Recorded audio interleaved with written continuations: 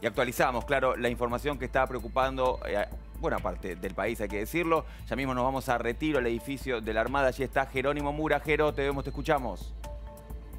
Diego, buenas tardes. Así es, aquí desde el edificio Libertad, por supuesto, seguimos trabajando y esperando las últimas novedades hasta ahora de este submarino Ara San Juan, que hasta el momento no aparece. Es por eso que ya está con nosotros aquí Enrique Balbi, él es vocero de la Armada. Enrique, ¿por qué hasta el momento hablamos de un problema de comunicación y no hablamos, por ejemplo, como trascendió, de un problema eléctrico? Bueno, es que posiblemente, bueno, ante todo, buenas tardes, Diego en el estudio y bueno, Jerónimo, gracias por la presencia y la preocupación. Es que inicialmente la falta de comunicación, uno estima que puede ser un tema eléctrico de alimentación, particularmente en la radio, ya sea de la antena, el equipo o un tema de cables o de alimentación eléctrica. También uno puede pensar que si ese problema eléctrico se trasladó a las baterías, puede tener un problema de propulsión, que se haya quedado sin propulsión. Pero, insisto, una cosa no quita la otra. Si llega a pasar este caso de carencia de comunicaciones, protocolarmente el submarino tiene que ir a superficie, el comandante tiene que ordenarse a ir a superficie y es un sistema totalmente independiente del de las comunicaciones. Es con aire comprimido, es el eyectar el agua que está en los tanques de lastre y en cascos resistentes y adoptar la velocidad positiva y quedarse a la espera y forzar el encuentro o ese contacto visual o radar, ya que no tiene comunicaciones para avisar su última posición. La última posición fue hace 2 días por la mañana. ¿Es posible que dentro del plan de comunicaciones que tenían ellos no hayan establecido comunicarse por lo menos una vez en estos 10 días que tenían hasta llegar a Mar del Plata? No, eso queda establecido desde el primer momento que zarpa de Ushuaia. Recordemos que hace 15 días zarpó de Mar del Plata, se adiestró con la flota de mar, llegó a Ushuaia y ahora estaba de tránsito de regreso a Mar del Plata, a su postadero habitual. Normalmente se estipula antes de zarpar cuál va a ser ese plan de comunicaciones que va a tener su submarino, el submarino con su comando control, que en este caso es el comando de las fuerzas submarinos en la ciudad de Mar del Plata, en la base naval. Se estipula en función de las condiciones climáticas, del submarino en particular, cada cuánto el submarino tiene que comunicarse. Lo puede hacer todos los días, ya sea por comunicaciones operativas, logísticas, administrativas o incluso para recibir el parte meteorológico. Pero sí o sí cada tanto, si no lo hace por ese tipo de motivos, sí o sí lo tiene que hacer por un tema de seguridad. Y hay un tiempo prudencial estimado que una vez que se concreta ese espacio, que en este caso casi 2 días fue, entonces ahí se activa este plan, este protocolo de búsqueda. ¿Qué nos puede detallar de este operativo de búsqueda? Bueno, que apenas se inició ayer aproximadamente cerca de las 22 horas, se desplegó una aeronave de ala fija, un tracker antisubmarino de la base aeronaval Comandante Espora, estuvo 4 horas volando el AROP, en realidad no fue tan efectivo el AROP porque tuvo que desplazarse a esta área muy alejada de la costa y después fue reemplazado en la madrugada por otra aeronave de ala fija de vigilancia marítima, un B-200. Después, durante la mañana de hoy también volvió a estar el tracker antisubmarino. También está a la espera y por si se llega a precisar un avión C-130 de la Fuerza Aérea Argentina, un Hércules, que podría operar desde el Palomar, ¿no? Desde acá de Buenos Aires. Y hay 3 unidades navales desplegadas, el destructor Sarandí, la corbeta Rosales y la corbeta Drummond, y una 4ª corbeta que se estaría desplegando en el día de la fecha desde la base naval Mar del Plata de la División Patrullado Marítimo. Diego, ya te escucha Enrique Balbi. Sí, ¿qué tal, Balbi? Buenas tardes, gracias por atendernos. Quería preguntarle en primer lugar Diego, si estamos ante un episodio extraordinario o no tanto. A ver, extraordinario desde el primer momento, que es la primera vez que en la historia de las armas submarinas de la Armada Argentina se activa el plan SARSUB de esta magnitud, ¿no es cierto? Por haberse vencido ese tiempo entre las comunicaciones del submarino. Es normal que un submarino de navegación, y más cuando va en inmersión, tenga problemas en las comunicaciones por el estado de mar, la altura de las olas, que se moja la antena, el acoplador de antena, las malas propagaciones, la altura de antena también es muy limitante. Un submarino expone una antena por pocos metros fuera de la superficie del agua.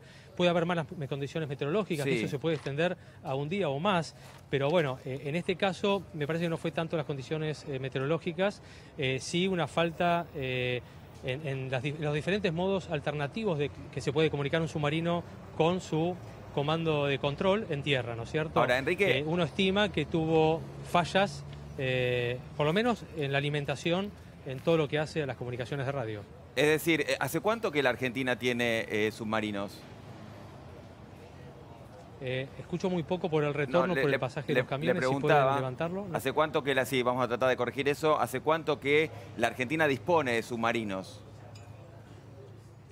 Bueno, la historia del arma submarina argentina se remonta a 1933. Uno de los pocos países que en ese entonces empezó a tener submarinos. Fueron 3 submarinos italianos, los famosos tarantinos, que llegaron en el 33. Muy incipiente incluso la base submarinos, que fueron los que le dio la acogida y siempre fue la base submarinos. Actualmente se llama base naval de Plata, la ex base submarinos. Es decir que desde 1933 hasta hoy esto no había pasado nunca. No que tenga memoria, que tenga buena memoria. Ya han pasado varias generaciones de submarinos de diferentes orígenes, ¿no?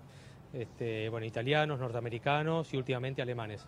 O sea que estamos ante un episodio extraordinario, digo, más allá que desde la Armada, y entiendo, ¿no? Teniendo en cuenta que hay familiares de 44 personas que están a bordo del submarino, bueno, quieran de alguna manera llevarle cierta tranquilidad, estamos ante un episodio que es para preocuparse, que está fuera de lo común para lo que es la Armada.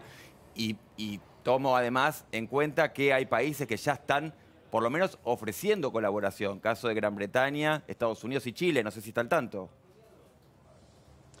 Bueno, cuando se trata así de un caso de búsqueda, un caso SAR-SUB, es totalmente humanitario, no hay ningún secreto militar. De hecho, hay una oficina internacional que se llama ISMERLO, es una página web donde todos los países que de alguna manera están relacionados con el armas submarinas o unidades de superficie que asisten al rescate de los náufragos o al rescate de unidad submarina siniestrada, pueden ofrecer su ayuda a través de esta página web que, insisto, es ISMERLO y es una oficina que está en Estados Unidos. Pero no es que por ser la primera vez de haber activado este plan SAR-SUB hay que agregarle dramatismo al tema, porque nosotros pensamos que al momento, por lo menos los indicios y la poca información que tenemos, justamente por la falta de comunicación con el submarino, que se ha quedado sin comunicaciones, que debería haber salido a superficie, que está alejado de la costa, que se inició el plan de búsqueda como corresponde, 2 aeronaves, 3 y ahora se va a incorporar una 4ª unidad de superficie. Es una área extensa y lejos de la costa que dificulta la búsqueda, y hace menos de un día que se inició la búsqueda y muchas horas fueron de la noche o madrugada. Entonces sería muy presuroso estar hablando o darle dramatismo por ser la primera vez que se active el plan de búsqueda SAR-SUB. Ahora, sí es cierto que más allá de que se activó hace 24 horas, hace 48 que no se tiene comunicación con la embarcación, y por otro lado, también es cierto que se sabía por dónde estaba. Quiero decir, no debimos ya a esta altura tener algún tipo de resultado respecto de la búsqueda. ¿Y a partir de qué momento desde la Armada van a decir, bueno, a partir de ahora realmente estamos preocupados? Sí, la preocupación siempre existe, pero de alguna manera también el contacto con los familiares de los tripulantes, tratar de apoyarlos, justamente para minimizar lo que vos estás diciendo, ¿no es cierto? Porque no hay indicios para pensar otra cosa y se está haciendo lo que protocolarmente ya fue probado internacionalmente, y ya sé que los tiempos a veces no son los que uno quiere, claro. Ya sea los familiares o la ciudadanía, que yo entiendo la preocupación, y la Armada Argentina está muy agradecida inclusive con la presencia de ustedes, la vigilia y la espera, y cómo a veces tiene que soportar la demora de datos oficiales pero fehacientes y no guiarse por comentarios por redes sociales que no son oficiales. Ayer estaban circulando que ya se lo había encontrado y se lo estaba remolcando Mar del Plata. Como podrán ver, todavía no, esa versión oficial no existe y ya la descartamos, si no ya se lo hubiésemos dicho. Pero bueno, sí es cierto, hace 2 días que no se tiene comunicación. Tampoco se sabe exactamente en qué momento tuvo la avería de las comunicaciones para decir cuándo tuvo la avería, ¿no es cierto? Pudo haber sido anteayer o ayer, antes de su próxima comunicación. Se dio cuenta que no podía comunicar y bueno, el problema empezó desde ayer. ¿Está bien? Balbi, lo saluda Víctor Momiño, ¿qué tal? ¿Qué tal, Víctor? Un gusto, buenas tardes. El Ara San Juan fue construido en Alemania en la década del 80 y se le hizo una reparación de medida vida aquí en el 2008. ¿Cuenta con una tecnología de avanzada? ¿Es un submarino moderno para los estándares? Un submarino convencional, muchas veces la vida útil no le da...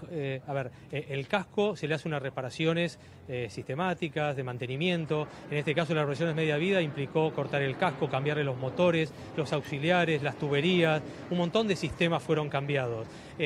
Algunas tecnologías se aprovecharon justamente las reparaciones media vida para cambiarlos. En fin... no se puede hoy hablar de un submarino así de estas características, ¿no? Convencional, diésel eléctrico, no nuclear, obviamente.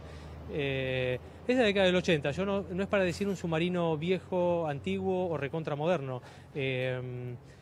Insisto, muchas veces la vida útil lo dan los equipos electrónicos de a bordo y el buen mantenimiento que se le vaya haciendo al casco, a las tuberías y a los sistemas. En este caso, hace 2 años que se le hicieron las reparaciones de media vida acá en Buenos Aires, ¿no? En el CINAR. ¿Esas reparaciones o esos cambios que se le hicieron al submarino incluyeron también el sistema de comunicación?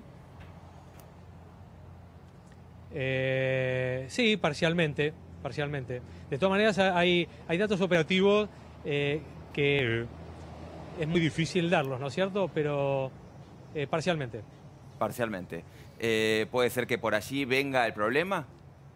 ¿Por el hecho de que la reparación haya sido es para parcial? asociarlo. No, en absoluto. Hace 2 años que está operando el submarino, ya habiendo finalizado las pruebas de mar post reparaciones de media vida. Este año mismo, ya no me acuerdo si fue su 5ª navegación fuera de su apostadero. Esta posiblemente fue la más larga en extensión en días, porque tuvo que ir hasta Ushuaia y volver, pero hace 2 años que no hubo ningún inconveniente de este estilo, ¿no? Decíamos recién que esto no había ocurrido nunca en la Argentina desde que tiene submarinos. ¿La tripulación está preparada para una situación como esta? Y en tal caso, ¿qué debe hacer? A ver, ¿podés repetir porque justo pasó? No, le decía que usted me contaba que, bueno, que en la Argentina nunca había ocurrido un episodio como este, entonces le preguntaba si la tripulación estaba preparada precisamente para una situación como esta, y en tal caso, ¿qué es lo que debe hacer? Bueno, forma parte del adiestramiento del submarino. Todos los años, toda la tripulación hace un curso de escape de submarinos, donde aprende a utilizar el traje de escape, cómo escapar de un submarino y conocimientos básicos de buceo. Cada varios años también se hacen otro tipo de ejercicios, por ejemplo, el rol de abandono, que el rol de abandono se hace en superficie a las balsas salvavidas. El rol de escape se hace estando en inmersión a través de la garita de escape. Son diferentes ejercitaciones que hay que practicarlas y adiestrar al personal.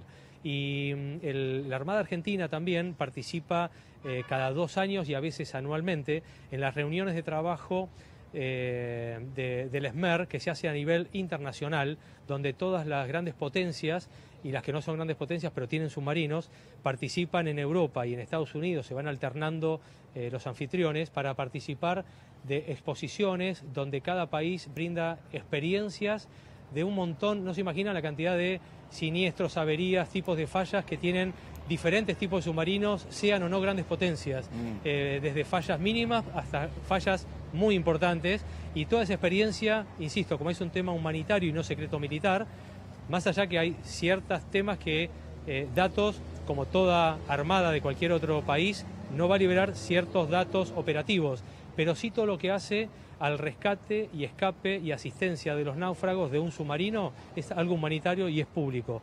Esa experiencia se comparte en la reunión de la SMERG en Estados Unidos o en Europa. Esta tripulación... Es decir, uno se va ayornando con la información de último momento, ¿no? Con todo el material, la tecnología, los procedimientos, y se trata de estandarizar los procedimientos para justamente en cualquier ayuda internacional, como ha pasado en Estados Unidos, en Rusia, con diferentes siniestros, con mini submarinos o con submarinos nucleares. Le preguntaba, esta tripulación... en Rusia en el año 2000. Bien, esta tripulación de 44 personas, ¿cómo está conformado?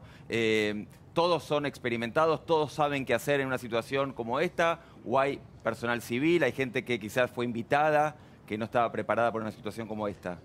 No. Los 44 tripulantes son todos de la Armada Argentina, submarinistas recibidos con experiencia. un buen porcentaje, ya van 2 o 3 años que están, o más inclusive, a bordo del submarino, y un mínimo porcentaje que es normal una rotación todos los años, allá por febrero. Por eso la etapa del año, estamos en noviembre, ya han tenido varias navegaciones y, como te decía anteriormente, ya se considera como una dotación experimentada. Bien, no hay los civiles. 44 son todos submarinistas, no hay invitados civiles en este tipo de navegaciones. Bien, valía la pena la aclaración. Quería preguntarle cómo es Sí, esto sí, del... es válida, sí, sí. ¿Cómo es esto del escape? ¿Es una posibilidad? Digo, ¿podrían salir del submarino quienes están hoy adentro? Es que yo no hablaría de escape porque para nosotros, si se cumplió el procedimiento doctrinario, el submarino está en superficie. Y mientras el submarino esté en superficie, con o sin propulsión, pero mientras tenga habitabilidad en el interno del submarino, siempre es conveniente permanecer a bordo y no estar haciendo un rol de abandono y pasar a las balsas salvavidas, donde es incómodo, son escasas los víveres de emergencia en una balsa, es el frío, la humedad, en fin. Conviene estar, obviamente, a bordo del submarino, mientras Ahora, lo permitan las condiciones. Ahora, habitables, ¿no? estando en superficie, ¿va a una velocidad aproximada de cuánto? ¿De 27, 30 kilómetros por hora? Suponiendo que está con propulsión Sí. en superficie, normalmente uno puede aprovechar, estando en superficie, uno aprovecha la máxima velocidad en superficie, que son de 15 nudos. Eso es más o menos unos 27 kilómetros por hora. Y no debió ¿Por ser qué visto aprovecha la por... máxima velocidad? Porque... Sí, perdón, decime. Y digo, teniendo en cuenta que va a esta velocidad de 27, 30 kilómetros por hora en superficie y hay, bueno, aviones haciendo avistajes en la zona, ¿no debió haberse visto? A ver, hay dos posibilidades: que haya tenido propulsión y haya seguido la misma derrota directa a Mar del Plata, que es una de las posibilidades. De hecho, las aeronaves, cuando hacen la búsqueda, una aeronave siempre lo hace de norte a sur, como si hubiese estado con propulsión y en demanda directa a Mar del Plata en superficie. Pero también otras aeronaves lo hacen de sur a norte, porque suponiendo que la falla de alimentación se trasladó a la propulsión, quedó a la deriva al garete con las corrientes y el viento reinante. Entonces pasa a ser otro punto de estima que hay que ir ploteándolo en una carta náutica, donde se va desplazando y hay que ver para dónde va la corriente y el viento, seguramente difiere para donde iba ruta directa a Mar del Plata. Entonces hay como que un doble esfuerzo, pero está previsto en esa búsqueda. Bien. Le hago una pregunta. Si el problema es solo de comunicación, podría ser que, por lo que usted dice, si no entiendo mal, que el submarino esté camino a Mar del Plata. ¿Puede ser que llegue a Mar del Plata la semana que viene y en todo el trayecto nunca se comunique con ustedes? No, sería raro que en todas las búsquedas de norte a sur particularmente, si está con propulsión, no sea detectado.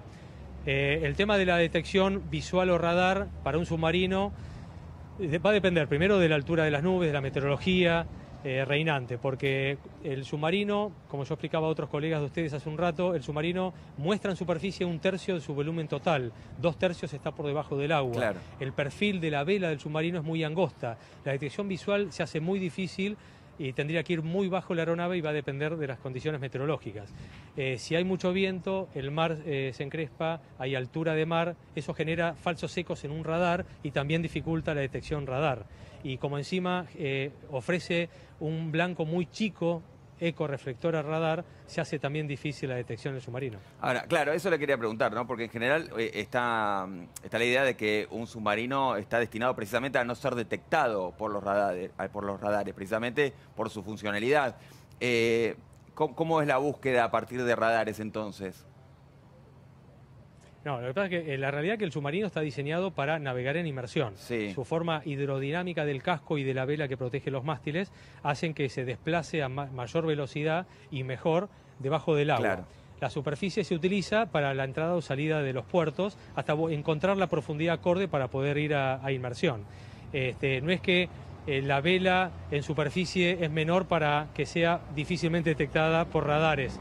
Está bien, no hay que ver esa relación.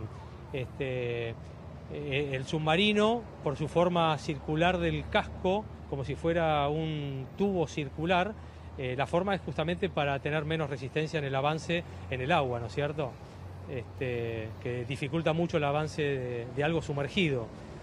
Pero no sé si eso apuntaba Sí, la es decir, pregunta. a ver, para pasarlo en limpio, porque a veces es muy técnico y es un tema que, bueno, obviamente desconocemos. ¿Se puede, digamos, rastrear digamos, el trayecto, la trayectoria que está haciendo el submarino a través de satélites, digamos? ¿Se puede, digamos, de radares en la Argentina? Y por otro lado, si contamos, ¿no?, con los radares suficientes para hacerlo. A ver, radares que estén en tierra, que lleguen a esa distancia de 400 kilómetros, obviamente no. No están previstos radares costeros para detectar ese tipo de contacto minúsculo a esa distancia. Ajá. Se utilizan los radares de las aeronaves de exploración o vigilancia marítima o los radares de las unidades de superficie, que además van con sonares, por las dudas, con capacidad de telefonía subacua, suponiendo que a lo mejor está en inmersión a plano de periscopio, pero dudamos. Para mí, que haya tenido un problema de comunicaciones no impide que haya ido a superficie por sus propios medios, soplando los tanques de lastre y los tanques resistentes. ¿Cómo se imagina en estos momentos la tripulación? Digo, estarán al tanto, ¿no?, de que, bueno, obviamente no cumplieron con los protocolos previstos para lo que es la comunicación con tierra, para lo cual, obviamente, esto saben que se activa un protocolo precisamente porque no hubo comunicación. ¿Cómo se imagina que debe estar viviendo esta situación la tripulación? La tripulación, como decía anteriormente, son profesionales, sí, todos submarinistas, con un muy buen adiestramiento ya inclusive en el año. Muchos tienen adiestramiento de muchos años embarcado. Se hacen ejercitaciones de siniestros, emergencias, roles en general. Están acostumbrados a que pueda haber fallas en las comunicaciones, tal vez en no tanto tiempo, pero lo protocolar es salir a superficie y ellos saben que si están en superficie se activó el protocolo y están esperando que los medios aeronavales o medios navales vayan a su encuentro y forzar ese contacto visual o radar. Pero los imagina tranquilos, Es decir, haciendo lo que rutinariamente tienen que hacer allí, las tareas que deben realizar dentro de lo que es el submarino. ¿Cómo se los imagina? ¿Cómo es la vida? El submarinista de por sí... La vida del submarinista a bordo de por sí en un ambiente cerrado, minúsculo, de muchos hombres en un lugar confinado, que a veces la atmósfera se va enrareciendo, tiende a ser un profesional paciente, más de lo común, ¿está bien? Y son tan profesionales como cualquier marino que esté en un buque de superficie o en una unidad aeronaval o un infante de marina. Pero lo que sí es cierto que suponiendo que se haya quedado sin propulsión, a esa distancia de la costa y en nuestro litoral, que lo conocemos, aquellos que lo conocen, es bravo, siempre con mucho viento, mucho mar. En particular en ese lugar se reciben vientos y oleajes del sudoeste o sur. Es posible que si están sin propulsión, el movimiento no sea muy placentero. Pero con entereza, yo creo que profesionalmente con esperanza, que los vamos a ir a buscar o por lo menos forzar el contacto, obviamente. Balbi, la persona que trabaja, ¿no? Que trabaja en un submarino, ¿tiene que estar preparado psicológicamente de manera diferente a otro soldado, a otro marinero? Sí, el tema es así. En los requisitos de ingreso, más allá que el ingreso es voluntario, uno tiene exámenes de aptitud médicas y psicofísicas. Y siempre, más allá de la parte intelectual y exámenes escritos, por más voluntarioso que sea alguien que quiere ser submarinista, si no pasa los exámenes psicotécnicos, que son muy exhaustivos, rigurosos, y siempre se hacen antes de iniciar y aprobarlo como alumno de la Escuela de Submarinos y Buceo, se le hace estos exámenes psicotécnicos que dan la pauta si o no sufre del encierro, o no sabe trabajar en equipo, si se enerva o se pone nervioso, ¿está bien? Claro. Los psicotécnicos, aquellos psicólogos que saben hacer ese tipo de exámenes, saben a qué me refiero y sale todo en los exámenes psicotécnicos. Balbi, le hago la última, obviamente agradeciéndole la gentileza, sé que bueno, está con mucho trabajo en el día de hoy, pero bueno, era también preocupación nuestra saber qué estaba ocurriendo y cuáles eran las novedades de último momento. Quería preguntarle también cómo están trabajando con los familiares de la tripulación, si también hay asistencia psicológica y cómo se lo comunicaron, ¿no? Porque hay quienes dicen, bueno, nos enteramos por los medios, otros, bueno, fue la Armada, quienes nos avisaron de lo que estaba ocurriendo. ¿Cómo está esa situación? Ayer en Mar del Plata, el Comando de la Fuerza de Submarinos apenas se activó el plan de búsqueda, siempre, como se tiene al día la dotación que zarpó, también se tienen los familiares. Justamente el Comando de los Fuerzas Submarinos es el responsable de avisar uno por uno a los familiares, ya sea que estén viviendo en Mar del Plata o los padres que estén viviendo en cualquier otra provincia del país. Se les avisa, hay que ver si normalmente se trata de actualizar siempre la base de datos. Hasta hoy la madrugada el 90% de los familiares ya habían sido comunicados de la activación de este protocolo de Plan SARSUB, de las operaciones que se iban a llevar adelante, las unidades desplegadas para la búsqueda del submarino y de cualquier actualización. Durante el día de la mañana, durante el día de la fecha por la mañana, faltaba ese 10% que iban a tratar de, que por algún motivo que yo desconozco ayer no pudieron, o porque no contestaron, porque era de noche, o porque a lo mejor tenían mal el número, pero bueno, hoy lo iban a tratar de cumplir con ese 100% de la dotación. Bien, bien, lo liberamos. Le agradecemos realmente nuevamente su gentileza. No, bueno, gracias tiempo. Diego y Víctor, un gusto. Y ojalá tengamos buenas noticias muy pronto. Ojalá, y espero comunicar buenas noticias la próxima vez. Que así sea, le agradecemos muchísimo. Gracias. Por favor, gracias Jero también, impecable tarea. Nosotros en Café de la Tarde hacemos una pausa breve y seguimos con más, no se vayan.